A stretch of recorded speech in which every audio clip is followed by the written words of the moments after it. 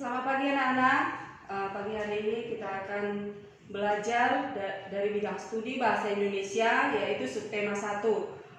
Sebelum masuk ke dalam pelajaran, Ibu akan memperkenalkan diri dulu. Nama Ibu Artaulina Sirait, wali kelas 3C. Baik, kita akan mempelajari tentang makhluk hidup. Ya. Sebelum kita mempelajari makhluk hidup, kita akan mengetahui ciri-ciri makhluk hidup. Makhluk hidup ini adalah ciptaan Tuhan. Ya, ciptaan Tuhan ada 3, yaitu manusia, hewan, dan tumbuhan. Itulah bagian dari makhluk hidup. Makhluk hidup mempunyai ciri-ciri. Kalau kita mau mengetahui yang mana itu makhluk hidup, berarti harus ada ciri-cirinya. Yang pertama, ciri makhluk hidup itu bergerak. Bergerak artinya itu berpindah tempat atau tidak diam di tempat. Jadi kalau makhluk hidup itu tidak bergerak lagi, itu namanya bukan makhluk hidup. Makhluk hidup ini juga mempunyai alat-alat gerak. Seperti kita manusia mempunyai alat gerak. Kita untuk berpindah tempat yaitu menggunakan kaki. Misalnya juga kuda menggunakan kaki.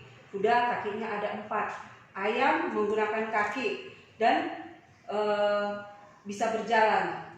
Kemudian burung juga bisa menggunakan kaki dan menggunakan sayap. Cicak merayap di dinding, ya, ada lagunya itu, cicak cicak, dia merayap. Ya, itulah mengenai cara bergeraknya. Tumbuhan juga bergerak.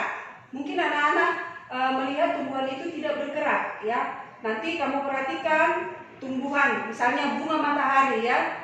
Bunga matahari itu nanti kamu perhatikan tanda dia bergerak adalah selalu menghadap arah matahari, ya. Nanti kalau bersinar pagi, nanti bunganya itu akan menghadap ke arah matahari. Itu buktinya bahwa tumbuhan itu juga bergerak, namun tidak berpindah tempat. Baik, ciri yang kedua yaitu makhluk hidup itu bernapas. Bernapas maksudnya di situ proses memasukkan oksigen, ya, ke dalam organ tubuh dan membuang karbon dioksida. Contohnya manusia bernapas menggunakan paru-paru, kuda bernapas menggunakan paru-paru, hiu, paus, dan ayam, dan hewan yang lain juga. Ada juga hewan yang bernapas menggunakan kulit, ya, contohnya cacing, lintah, pacat, dan siput, ya. Selanjutnya capung, kupu-kupu, lalat, rayap, nyamuk bernapas dengan trakea. Itu sejenis serangga, ya. Kemudian ikan bernapas menggunakan insang. Yang ketiga, ciri makhluk hidup itu yaitu berkembang biak. Makhluk hidup itu berkembang biak. Berkembang biak artinya itu bertambah banyak. Berarti misalnya orang tua kita, ayah dan ibu, anaknya lahir, itu namanya berkembang biak. Misalnya kacang, ya, kacang dari biji berubah menjadi kecambah, menjadi tumbuhan yang besar, bisa menghasilkan kacang yang banyak lagi, itu namanya bertumbuh, atau artinya bertambah banyak.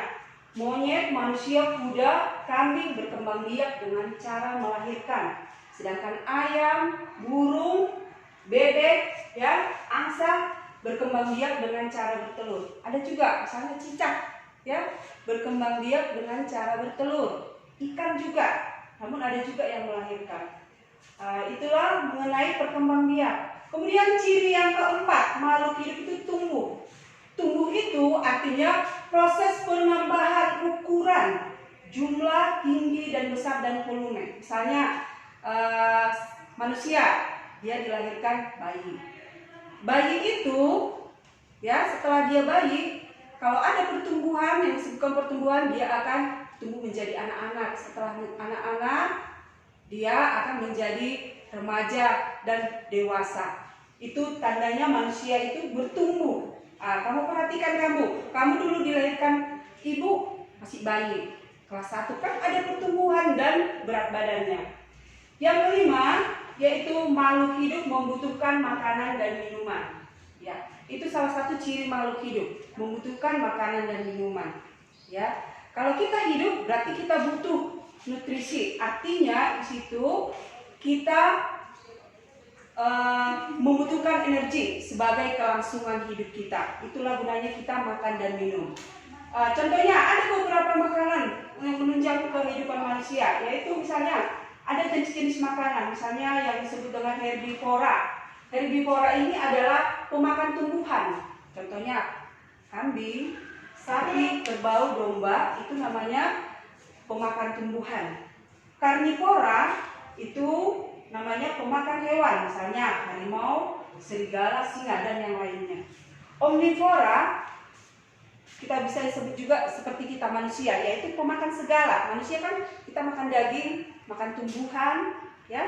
Jadi kita disebut dengan pemakan segala. Jadi kita makan itu adalah untuk kelangsungan hidup kita, untuk kita bisa bertahan hidup. Itu tujuannya kita makan dan minum.